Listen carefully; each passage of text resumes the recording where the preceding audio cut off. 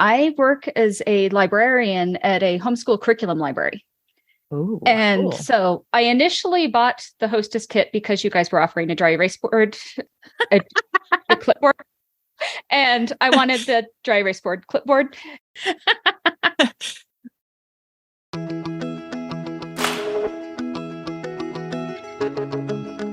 Welcome to Scholé Sisters, the podcast for the classical homeschooling mama who yearns for something more than just checking boxes and getting it all done.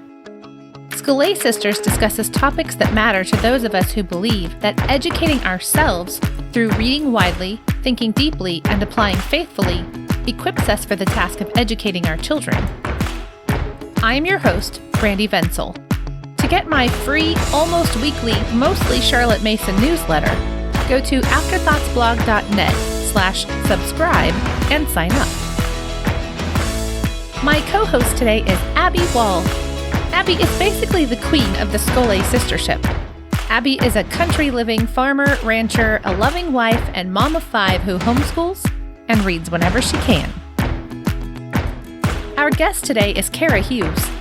Kara is a Christian homeschooling mama to 5 children, a toddler, and then a 4th grader, 5th grader, 7th grader, and 9th grader, all of whom use AmblesideOnline.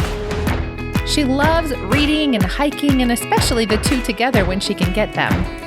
Kara is also the librarian at a homeschool curriculum library, is trying to reteach herself piano, convince her piece of desert to grow something, and has great plans to actually finish a knitting project someday. Are you ready for this year's Scholé Sisters online local retreat? Our annual Homeschool Essentials retreat always takes a deep dive into one aspect of homeschooling. This year's topic is time, the most essential part of homeschooling of all. We cannot wait to spend time with you all on Saturday, October 7th. So mark your calendars. Early bird registration is now live. Just go to scholésisters.com/time. That's scholésisters.com/TIME. Today is the second of our 2 summer episodes. In this one, Abby and I get into the nitty-gritty of hosting a Scholé Sisters retreat with our special guest, Kara Hughes. And so, without further ado, let's get to it. Welcome to our second summer episode. This one is focused on hosting a retreat group. We try to do one episode about this every single summer to offer inspiration for hosting and creativity, because I really think just hearing how other people do things helps us be more creative. So, Abby, before we get started with our guest, Kara, Yes. Can you kind of explain briefly just how the hosting situation works with the Scholé Sisters retreat? Sure. I can throw some darts at that board. So what we want to do is we want to get our local groups together. We want you hosts to have all the tools you need to be successful in gathering your people and maybe some extras, either to your home or a church or somewhere where you can meet together and hang out for the day and have a great time.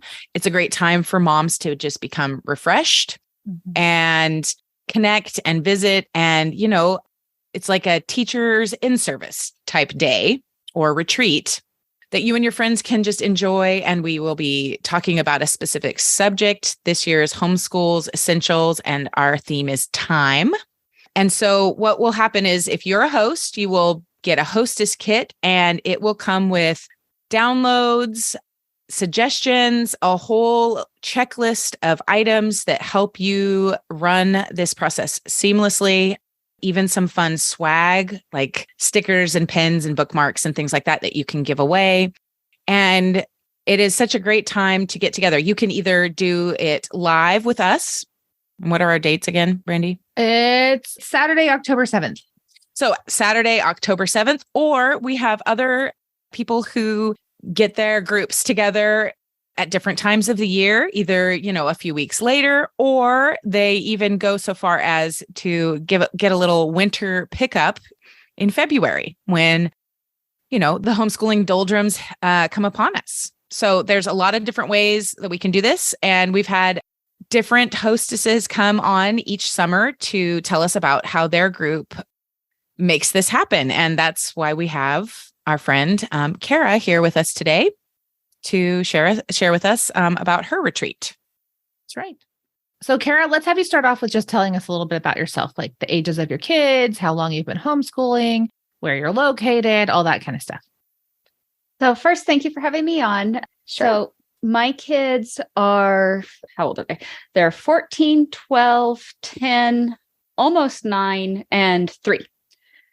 And so I've been homeschooling from the beginning. So this fall, I'll be starting my 10th year of homeschooling. And with my eldest starting high school, that's a little bit scary. I live in Albuquerque, so in New Mexico, and it's hot right now. I bet. Desert life is no joke. Do you want me to tell you guys about my group next? Yes, please. Yeah, tell us about it. Whenever I hosted, I actually didn't. I had a little bit of a co-op, but I was just joining a new co-op at the time. So I didn't know those people very well. And so, but the group I ended up hosting is I work as a librarian at a homeschool curriculum library. Ooh, and cool. So I initially bought the hostess kit because you guys were offering a dry erase board. That's amazing. And I wanted the dry erase board clipboard. And then it occurred to me that, hey, I actually could like send out an email to my library list and invite all the people that are on our email blast for the library. A genius idea. Amazing. It took about 2 weeks for me to think about it. I actually felt very silly. And so I ended up sending that out, and it actually went really well. I had a lot of response to it. And so I asked the church that hosts the library, I asked them if they'd be willing to provide lunch. And they were, and they provided the area. And then we were able to get together, and it was a lot of fun. Wow. So your church actually sponsored the event. Look Yes. at that. Churches that are supportive of homeschooling. That's so wonderful to hear.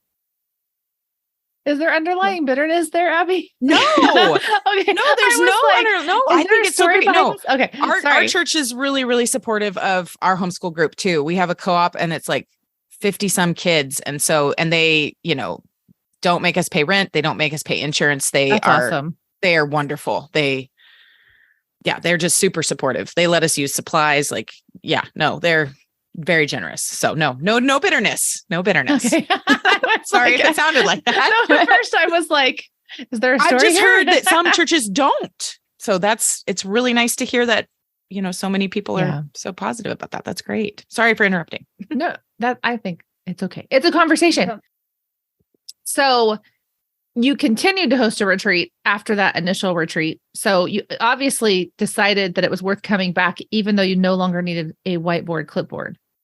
Well, so last year actually was the first year that I hosted. Oh, okay. And so I am planning on coming back because it was, what do you need this year? Like maybe we could work it out for you. Well, I had so much fun last year that I was planning on doing it this year anyway. And as soon as you said the dates, I was sitting there writing down, and I was like, okay, I need to know this. Good. So last year was your first year then? That was going to be my next question, was how long you've been hosting. So last year was the first year, and I was looking through, I didn't save all of my papers, and I was trying to figure out how many people I had come, and I have no idea, but it was a lot. I ran out of stickers. Okay. That's a good problem to have. This year, we can hook you up. Just let us know if you need more stickers. So has this helped your local group connect? Like, do you feel like it went beyond just that day last year?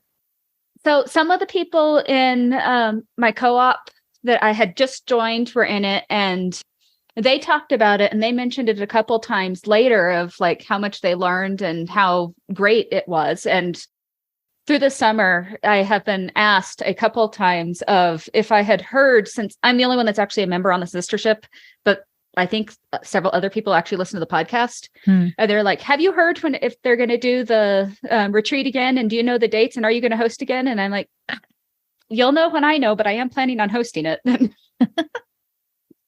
So they liked it too. That's good. Yeah. Excellent.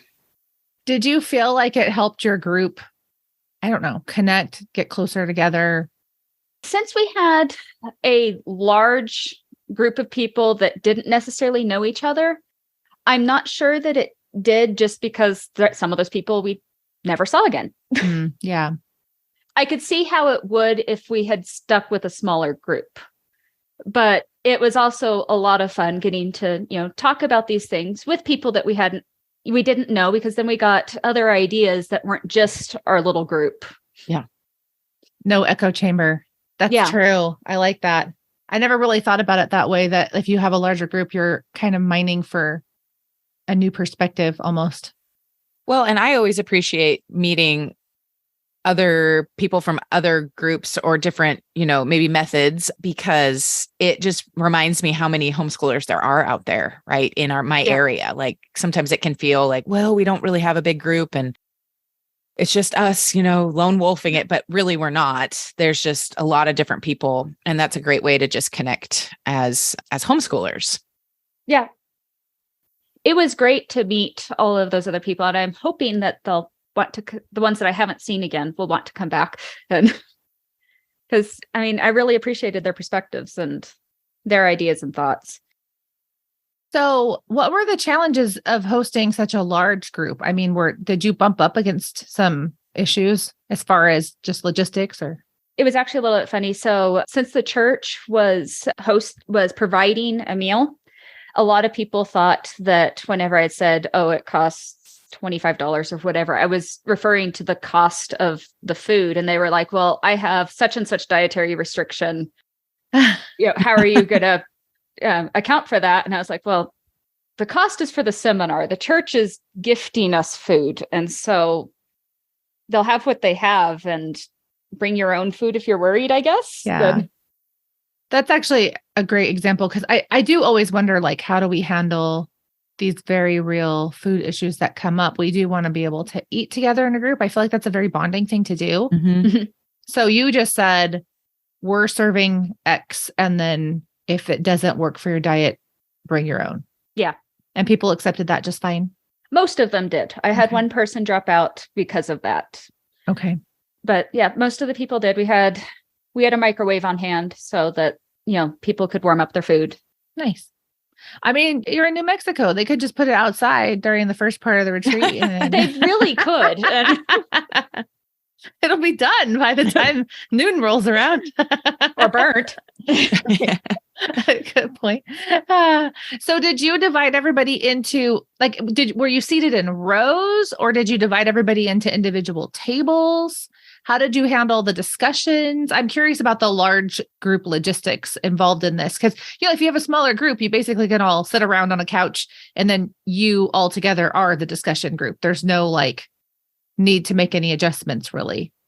So we had 6-foot-long tables and 3 to 4 chairs at each table. And I was like, whatever table you land at, that's your group to discuss. Nice. I figured that was the easiest way to deal with the groups. And I appreciated the little discussion question things that you gave us. And so I put those on each table. And oh, good. So those were helpful. That's good. Those were very helpful. We keep trying to refine different things as we get feedback from group leaders on what the particular challenges are. So if you have any challenges, this is your chance to lodge your complaints. Oh, and did you have kind of a table leader, or did you just leave it up to the groups to kind of, self-appoint? I left it up to them to self-appoint, and for the most part, they did. The table I was at, no one really particularly wanted to lead, including me. And and so we had a little bit of trouble at first, and then it was like, okay, I had to accept that since I was hosting, they were expecting me to lead, and I suppose that makes sense. Well, maybe, but do they really expect you to do everything? Come on, you're hosting the retreat. You got lunch for them, and you have to lead a discussion. I feel like that's asking a lot. But good for you for stepping up.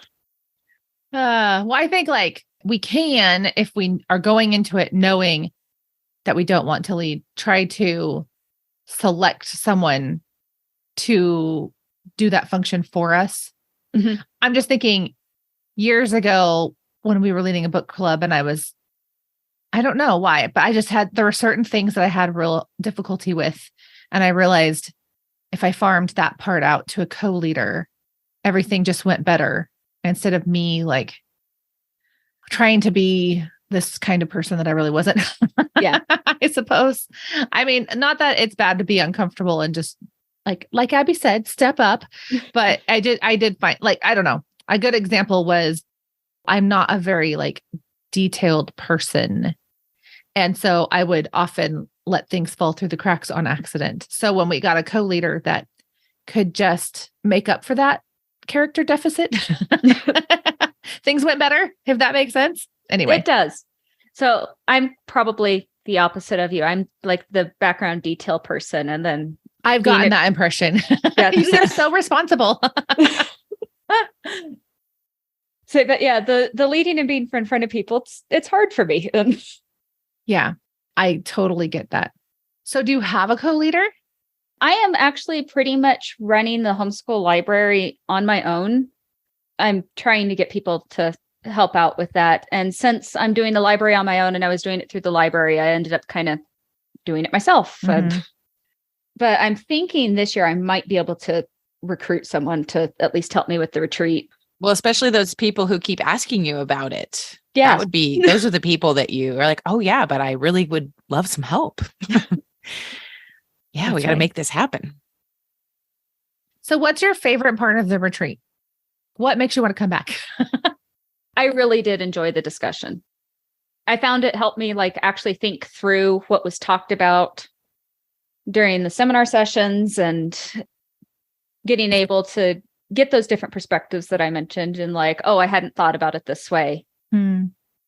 And it was also fascinating to see like different parts of the seminar would stand out to different people. And, someone would be like, oh, this part really struck me. And then they'd talk about that. And I was like, well, now that you mention it, I remember that, but that didn't strike me at all. And I found that really fascinating and very helpful to be able to think through those. I love the variety of people that God creates and variety of perspectives. It's one of the beautiful things about getting the chance to be in a group setting is that variety, I think. Mm-hmm.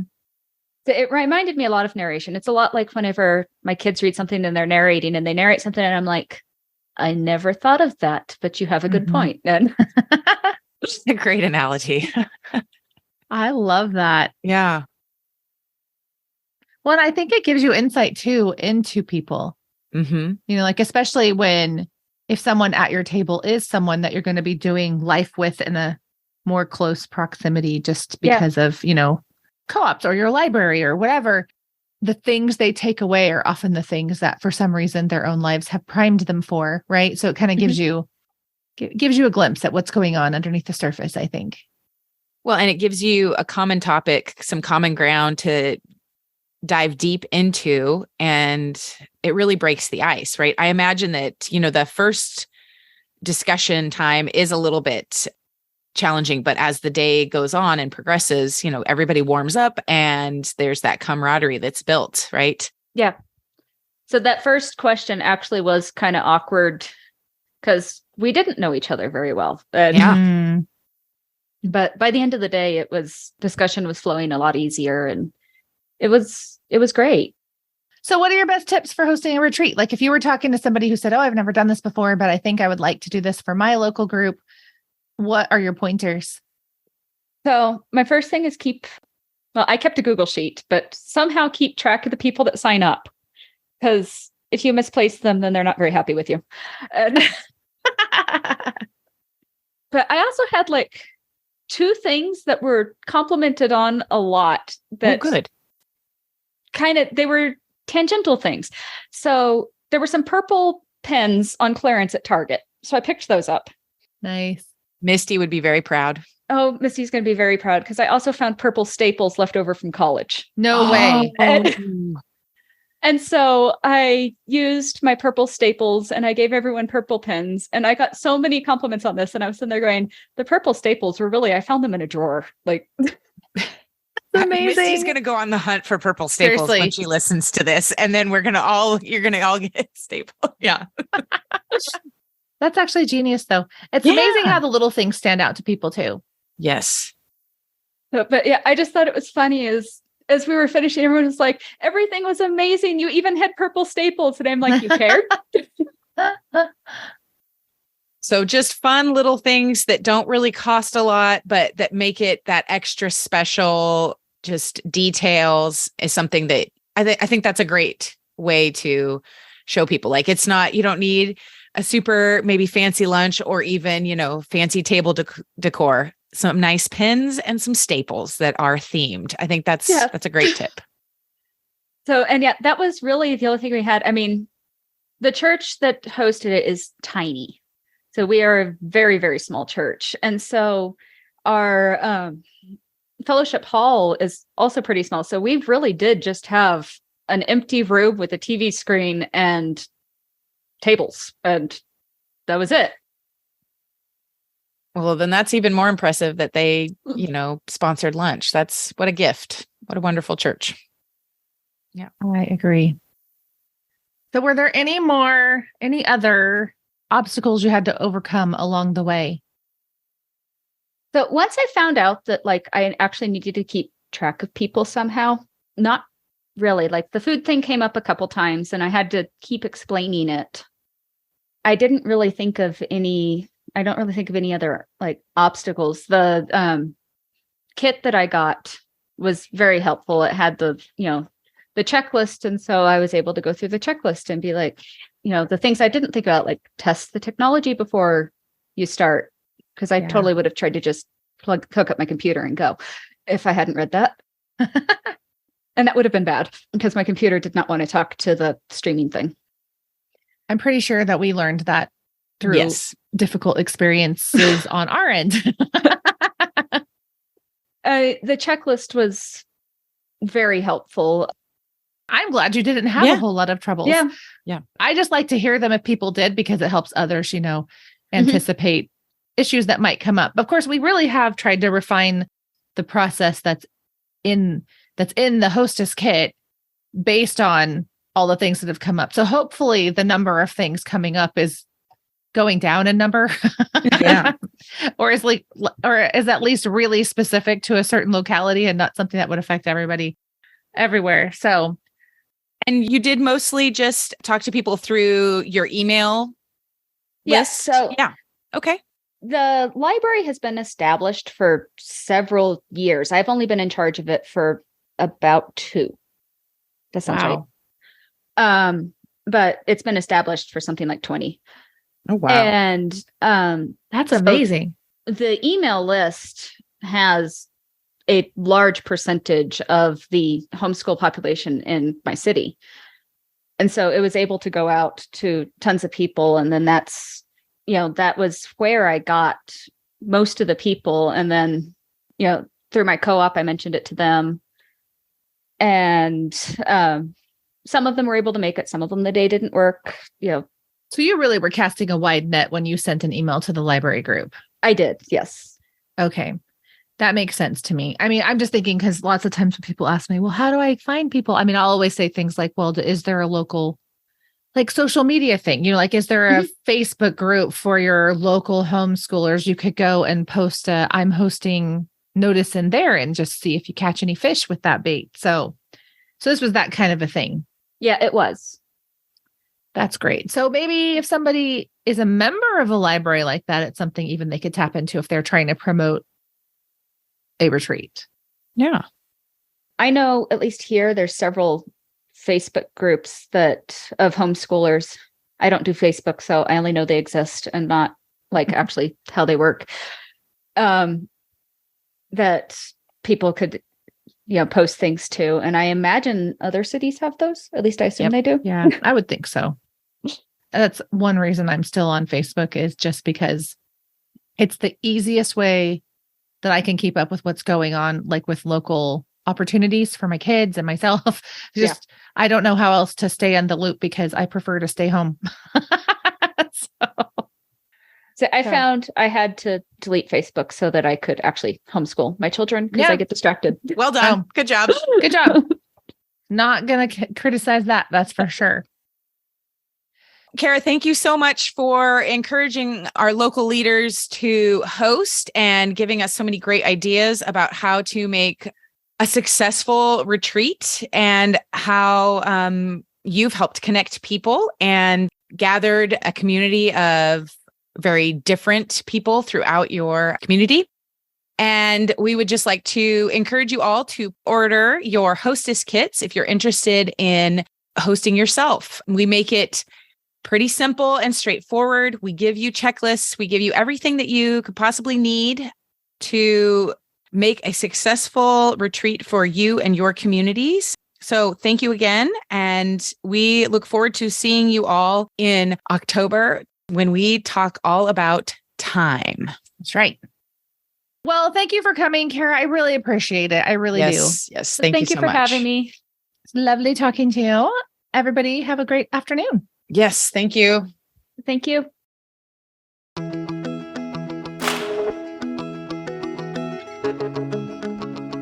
That's it for today. And that's not just it for today. That's it for our short summer season. Thank you so much for listening and being a part of the sisterhood of the podcast. If you enjoyed today's episode, share it with a friend and then discuss it with her. This is a great way to continue the conversation. All of the books and things we mentioned today are linked in our show notes. Just go to ScholéSisters.com/SS126 to check it out. If you are interested in hosting a Scholé Sisters local retreat this year, make sure you sign up soon so you get the physical hostess kit. There is a limited supply and we always run out, so don't delay. This is where you'll get all of our helpful planning supplies already prepped for you and special gifts for you and also for your guests. Go to ScholéSisters.com/time to register. We will be back after the rest of our summer break for our fall season. As usual, we've planned some great episodes for you that you won't want to miss, so make sure that you're following us on your favorite podcast player.